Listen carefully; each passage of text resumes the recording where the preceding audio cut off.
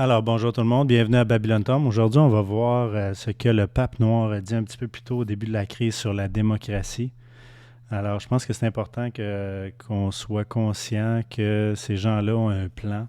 Ils l'ont mis en marche, leur plan, et ça s'appelle le Great Reset. Ça s'appelle aussi Laudato Si.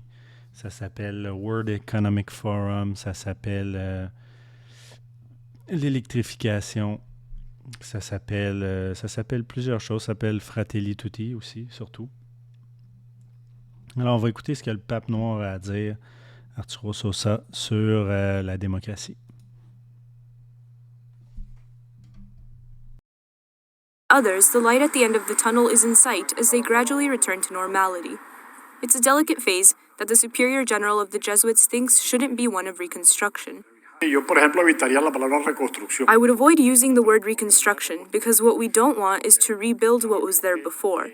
I think we need to go into a phase more about self-critiquing at the global level, about understanding what the crisis is teaching us. Arturo Sosa notes that the pandemic has revealed that the current economic model leads to higher levels of inequality, and that economic paralysis has further widened the gap between socio.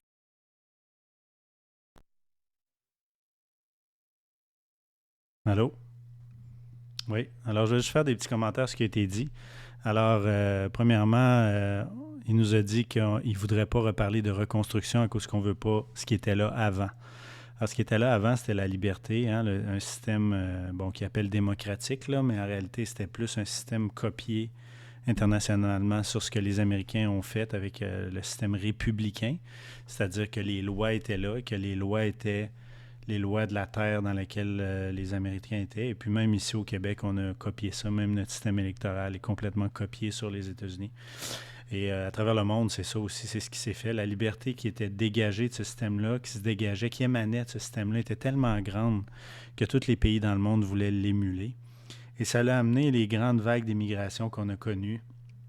Et l'immigration européenne, principalement, jusque dans les années 80 aux États-Unis. Une grande vague d'immigration européenne, principalement les protestants qui déménageaient aux États-Unis. Après les années 80, on a commencé à avoir des vagues d'immigration américaine qui venaient de l'Afrique, puis là, après de l'Asie.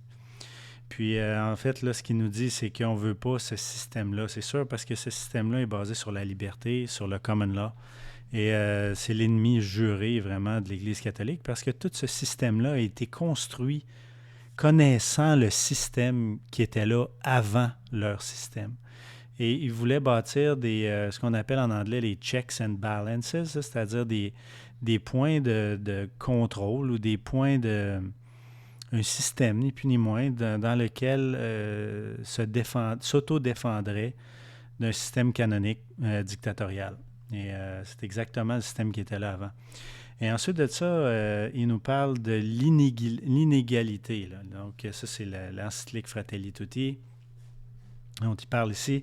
Et l'inégalité, en fait, c'est créé par l'Église catholique parce que les banques centrales ont été créées par les sociétés secrètes, les Rothschild principalement, les Molson au Canada, JP Morgan aux États-Unis, toutes des catholiques, toutes des membres de sociétés secrètes. Alors, c'est ça. Donc, ce qu'il dénonce, dans le fond, c'est le système catholique. Dans le fond, le système dans lequel on est présentement, effectivement, mène à beaucoup d'inégalités pour la raison simple qu'on a un système dans lequel on dévalue la valeur de l'argent année après année. Hein. On appelle ça de l'inflation ou la perte du pouvoir d'achat. Là. Ça porte plusieurs noms, mais dans le fond, ce système-là fait en sorte que la valeur de votre argent que vous avez, le salaire que vous avez, se déprécie à chaque année. Et moi, j'ai été témoin dans des organisations où les masses salariales là, augmentaient moins que l'inflation. Et pour ces gens-là, c'est normal.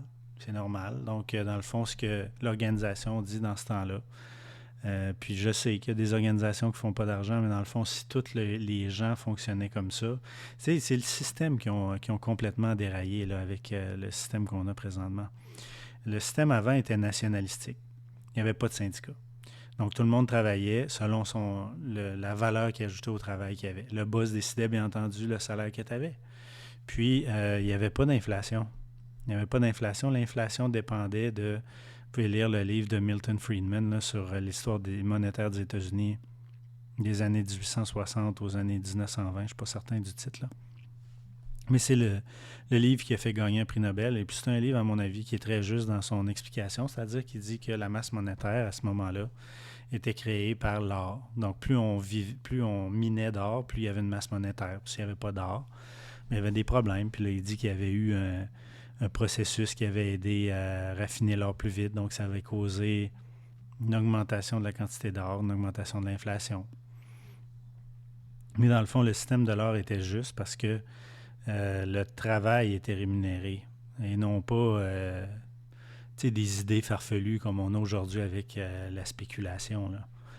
Puis toutes ces résultantes de spéculation-là, dans le fond, c'est des systèmes comme par exemple tout le système informatique. On n'a toujours pas démontré la viabilité financière d'informatiser absolument toute l'information qu'on a aujourd'hui. À cause que les coûts sont devenus proéminents, vraiment exorbitants pour informatiser. C'est exorbitant, je veux dire, c'est énorme. Même les grandes organisations ont peur de changer de système d'information à cause que les coûts sont plus contrôlables. Avant, les coûts étaient contrôlables, mais là, tu es devenu complètement esclave des coûts des technologiques, des entreprises technologiques qui augmentent les licences constamment, là. À plusieurs fois là, le prix de l'inflation. Alors, le système que le pape noir dénonce, c'est le système catholique. C'est rien d'autre que ça. Et voilà. Donc, je pense que c'est important de relativiser ça parce que on en serait peut-être au point où on dit « Ouais, ce gars-là a raison. » Oubliez pas que ce gars-là n'a jamais travaillé, là. Hein, ce gars-là travaille pour une organisation qui, supposément, gère des missionnaires et tout ça, puis ils font le bien dans le monde. Puis ces gens-là nous donnent des leçons, là. Donnent des leçons à ceux qui travaillent à la sueur de leur front pour gagner leur vie et faire manger leur famille. Ces gens-là n'ont même pas d'enfants. Ils violent les votes, d'ailleurs, là. Puis en plus, ils vous donnent des leçons sur le système, comment il faut qu'il soit. Donc, c'est un peu paradoxal, là. On va continuer de l'écouter. Economic classes. On On the contrary, we hope the situation helps people see that other economic models are possible. It's much easier to find a vaccine for the coronavirus than for the virus of selfishness, war, and the possibility of having a more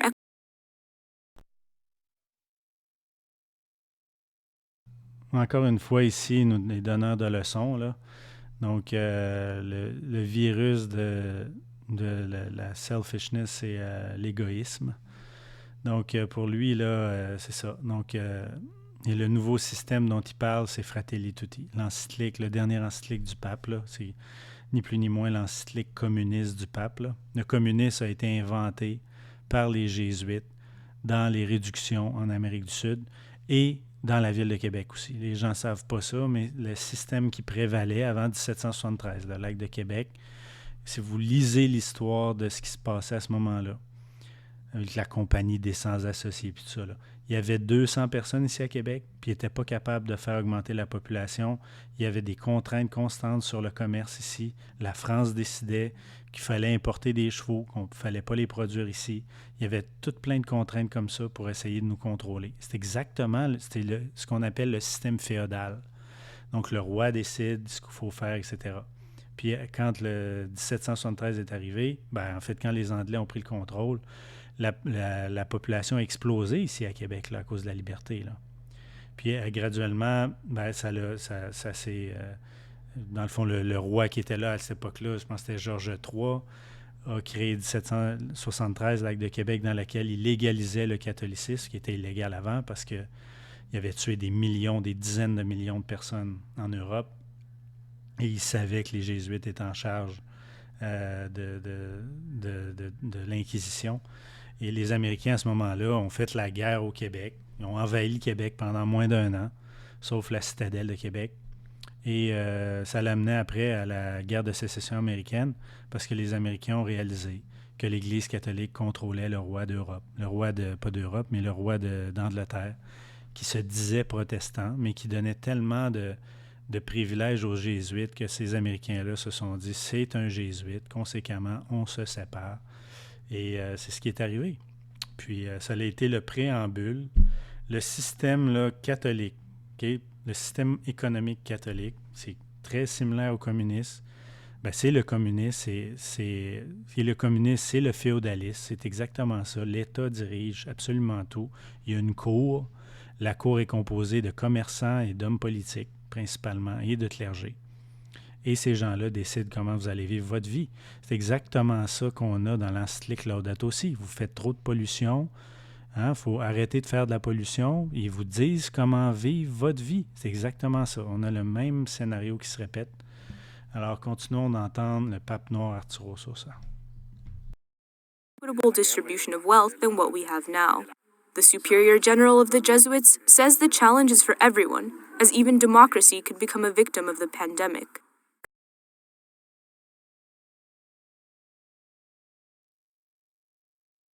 Alors, la démocratie va devenir une victime de la pandémie. Je pense qu'il nous a dit exactement leur plan. Parce que la démocratie, effectivement, là, si on considère que la démocratie, c'est d'élire ses représentants, c'est plus le cas maintenant. On voit, et à mon avis, c'est ce qui va réveiller, c'est ce qui va causer une incroyable surprise. Là. Dans les prophéties d'Ellen White, elle dit les gens vont se réveiller avec une incroyable surprise. Et elle ne parle pas de la loi du dimanche à ce moment-là. Je pensais initialement que ça l'était, mais ça ne l'est pas. Je pense que les gens vont se réveiller au fait que le système de liberté qu'on avait est parti et que c'est terminé, qu'on n'en aura plus. Je pense effectivement que Arturo Sosa nous a donné un avant-goût de ce qui allait se produire bientôt. C'est-à-dire qu'on l'a vu, là, Trudeau va faire des élections truquées. On vient de passer la loi 10, je crois, au Parlement à Ottawa, dans laquelle ils disent qu'ils veulent contrôler l'information sur les réseaux sociaux. Ouvertement, là, c'est fait dans le Parlement, qui est supposé d'être vous représenté, là. Alors, je pense qu'on est à la veille de se réveiller dans un monde où les gens vont réaliser qu'ils ont été victimes d'une grande conspiration, celle que je dénonce, la conspiration pour remettre l'Église catholique à la tête du monde. Je crois qu'on est à quelques semaines de voir ça. Probablement que d'ici la fin de l'année courante, on va voir ça. Probablement avec l'élection. L'élection de Biden a été assez claire, là. Il y a eu des irrégularités partout. Il y a eu les mêmes discours aussi pour l'élection de Trump, à mon avis, qui était aussi une élection truquée. Et on va avoir la même chose, à mon avis, là, à l'élection qui probablement va avoir lieu à l'automne, l'élection à Ottawa. Là. On verra bien, là, mais ça va être intéressant. Donc, il nous dit ouvertement que la victime peut devenir, la démocratie peut être une victime de la crise. Effectivement, je suis d'accord. On a vu que les parlements mondiaux fonctionnent désormais par décret. Ils peuvent imprimer des milliards pour envoyer en Afrique, mais disons dépenser 100 millions pour faire un autre parlement avec des vitres partout, puis avoir la distanciation sociale, ça c'est non. Ça c'est non. Préserver le système politique, c'est non. À tout coup, là, ils peuvent dépenser pour les infrastructures tout l'argent qu'ils veulent, mais pour garantir le Parlement, la société qu'on a, il n'y a pas une scène qui est mise là-dedans. Au contraire, c'est la grande attaque qui est faite actuellement, c'est l'attaque contre ce système politique-là, un système où les gens élisent leurs représentants et les représentants font des lois pour la population et les juges sont nommés par la population à travers leurs députés, le parti politique, mais c'est pas ça du tout, là. Idéologiquement, ça devrait être comme ça, mais c'est pas comme ça du tout, là. C'est les partis politiques qui mettent leurs amis comme juges, etc. Puis, on a la grande perversion de la justice, là. Ça donne des procès comme Guy Turcotte, par exemple, là. Et voilà, je pense que ça, on va continuer de l'écouter. How can such a situation, which gives such a clear view of existing inequality, lead to political action, to a citizenship that moves in that direction? How does political growth come about? Even democracy could become one of the victims of COVID. Or it could be a moment where democracy rebuilds its foundations at the grassroots level, thus creating real pressure, because this isn't going to change in 2 days. He also Il y a 2 points ici qu'il a apportés, là, le point où, encore une fois, il faut changer la démocratie à sa racine. Ça, c'est exactement ce qu'ils font actuellement, là. Il n'y a plus de démocratie vraiment, là. Il n'y a plus de représentativité. Le gouvernement est devenu un roi, là. Donc, on s'apprête à voir le couronnement des rois, là, dont il est question dans le livre d'Apocalypse, à mon avis, là. Les 10 rois. Et présentement, on en a 7 présentement, je crois, moi, mon opinion. Mais je ferai une autre vidéo là-dessus. Puis, dans le fond, le supérieur général nous dit que l'inégalité est créée par la société qu'on a, alors qu'ils sont ils sont les leviers de l'inégalité. Ils le font à travers le dollar US, qui a une corrélation inverse avec toutes les commodités, qui n'a aucun sens en tant que tel. Là. C'est une corrélation qui a été pensée d'avance. C'est une corrélation de manipulation. C'est une raison à donner pour laquelle les devises et les commodités bougent la façon qu'ils bougent. Donc, continuons de l'écouter, c'est intéressant. Explains that the pandemic has claimed the lives of at least 32 Jesuits, most in the United States, France, and Lebanon. The Society of Jesus has responded with local emergency initiatives, many of them requiring tremendous courage. For example, some have kept soup kitchens in schools open, while others have continued to teach students lacking internet access.